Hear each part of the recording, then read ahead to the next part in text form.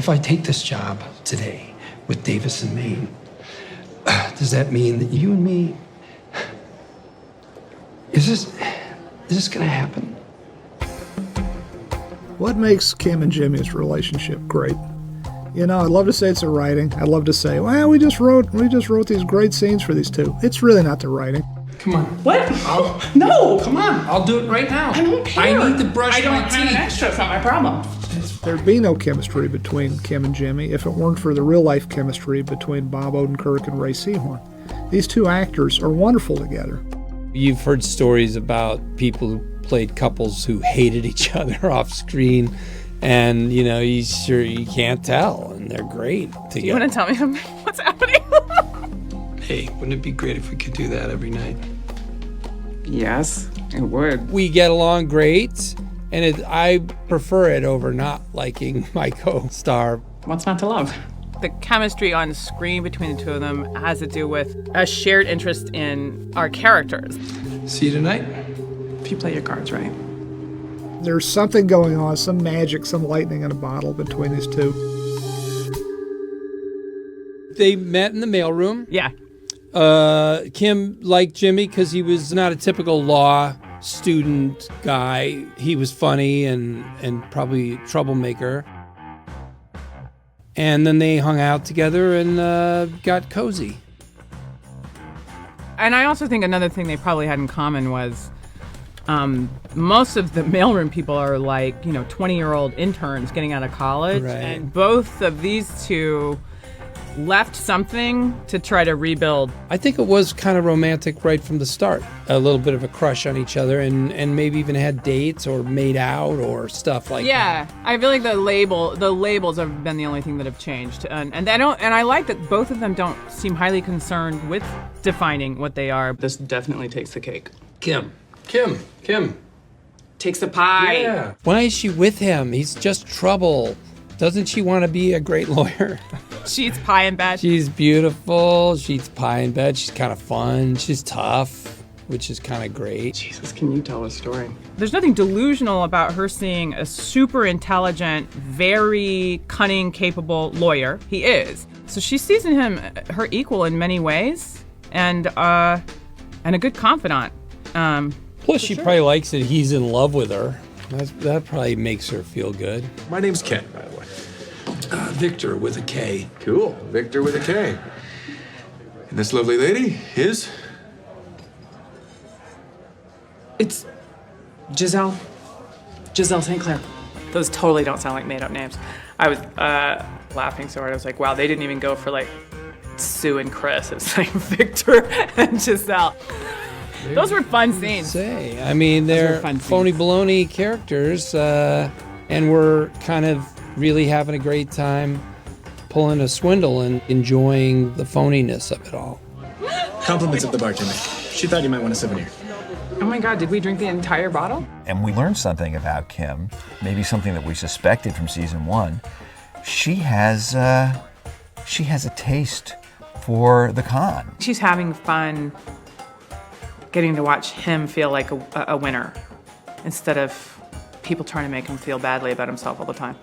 I think Kim sees both his good intentions, and she also sees his ability to cut corners.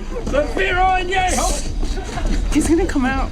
One of my favorite moments is that moment by the pool when they've just conned the guy. They run out and there's the distant music and the water from the pool.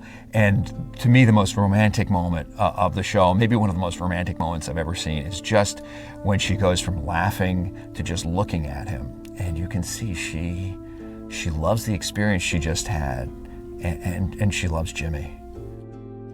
And where does that love come from? What is that love that for instance, that Jimmy feels for Kim? I mean, he's a charming guy. He's a go-getter. He's smart. He's funny, but he cuts a lot of corners. And we've seen it in season 2. He's put Kim's career at risk, and her career is something she's sacrificed pretty much everything for. We were caught flat-footed in front of our co-counsel, which I don't need to tell you does not reflect well on HHM or on you.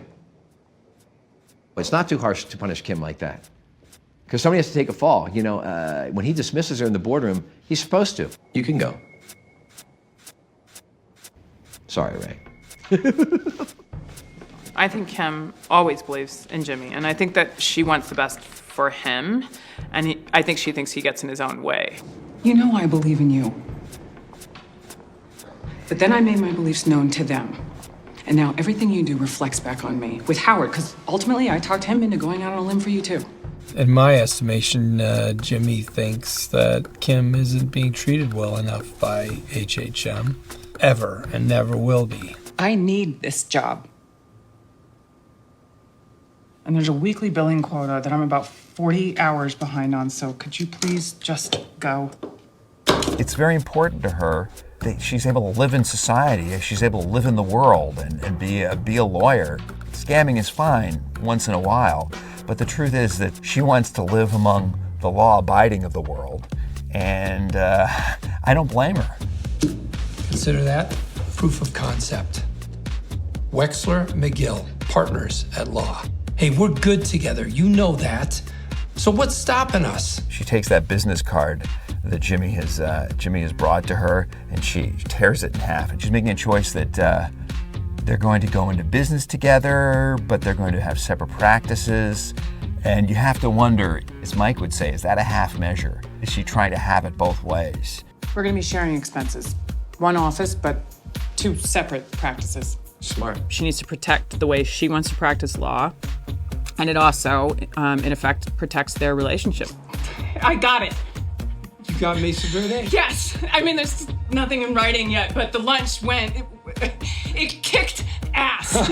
It's a celebration of her saying, like, we can do this if you let me be me and I let you be you. Go.